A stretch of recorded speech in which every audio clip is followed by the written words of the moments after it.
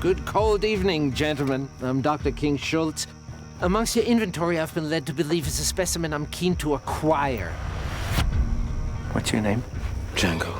Then you're exactly the one I'm looking for. So Django Unchained sees you reunited with your cinematic husband, Jamie Foxx, who you star alongside in Ray, but the story this time is quite different. Can you tell me a little bit about your relationship? Well, Jamie's a much better husband in Django than he was in Ray, because in Ray he was doing a lot of drugs and sleeping with a lot of other women, but in Django, he plays the title character Django, who is a freed slave who, once he has his freedom, he goes on an adventurous quest to rescue his wife, who's me, from an evil plantation owned by Leonardo DiCaprio's character, Calvin Candy.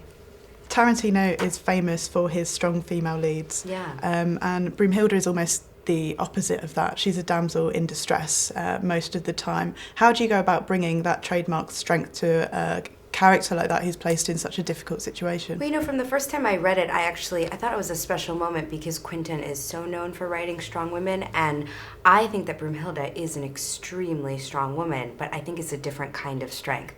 I think she's strong internally, spiritually, emotionally, psychologically, to be able to continually be running away, trying to escape these conditions and to survive these conditions.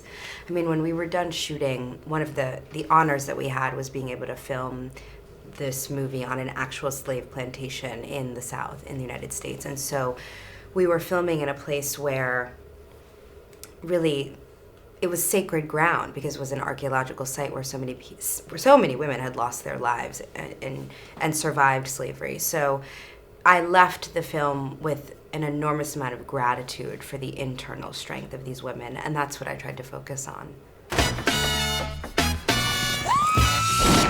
Bullseye. Come on over. We got us a fight going on that's a good bit of fun. Leonardo DiCaprio is still viewed as quite a heartthrob by a lot of women out there. But we see a very different side to him in this film as well. Do you think there's anything we'd be surprised to know about Leo as a person?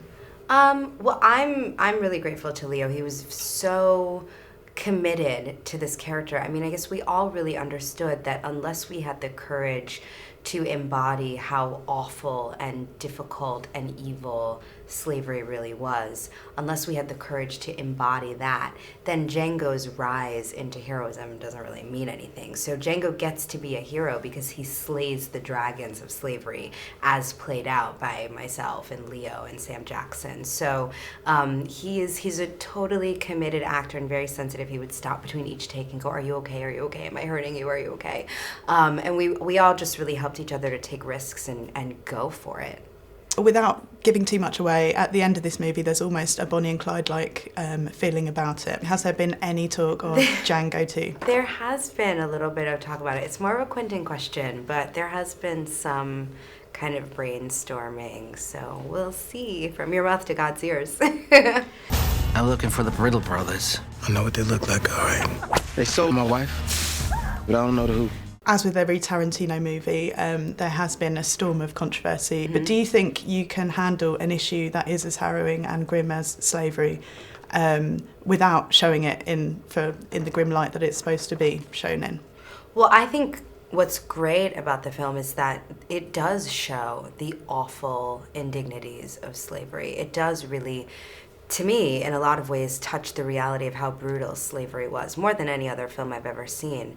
What's great about how entertaining the film is at the same time is that you're able to kind of at once touch the truth of the evil darkness that the slave trade was, and at the same time you leave the theater feeling entertained and hopeful. You leave knowing that love can conquer anything, even the institution of slavery, because these two people are not even legally allowed to love each other, and yet Django so loves his woman and so believes in their humanity that he rescues her even within all of this evil. So I think it's the best of both worlds. What's your name? Django. The D is silent.